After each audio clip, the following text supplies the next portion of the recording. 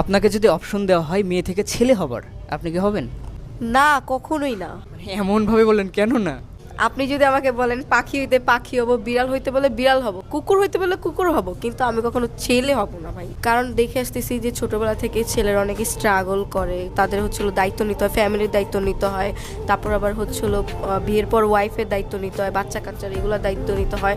আর ছেলেরা হচ্ছিল যদি পড়াশোনা না করে তাদের কোনো দাম থাকে না, ভালো কোনো জব পায় না, ওরকম কিছু করতে পারে না। আর আমরা মেয়েরা যদি এমনি পড়াশোনা করি বা নাও করি, আমরা ভালো একটা জায়গায় যেতে পারবো, বিয়ে করে ভালো একটা পজিশনে যেতে পারবো। বাট ছেলেরা এটা করতে পারে না। ছেলেদের সব কিছুর আগে তাদের স্টাবলিশ হওয়া অনেক জরুরি, টাকা পয়সাটা অনেক জরুরি। যদি টাকা পয়সা থাকে, স্টাবলিশ হয়, তাহলে সবার কাছে দাম পাওয়া যায়। আর বিয়ের পর দেখা যায় যে যদি বউকে একটু বেশি ভালোবাসে তাহলে মা বলে, যদি আবার মাকে বেশি ভালোবাসে তাহলে বউ সহ্য হয় না। এইগুলো নিয়ে অনেক প্যারার মধ্যে পড়তো। একটা ছেলের লাইফ অনেক কঠিন, অনেক টাফ। তো আমি ভাই একটা ছেলে কখনোই হতে পারবো না।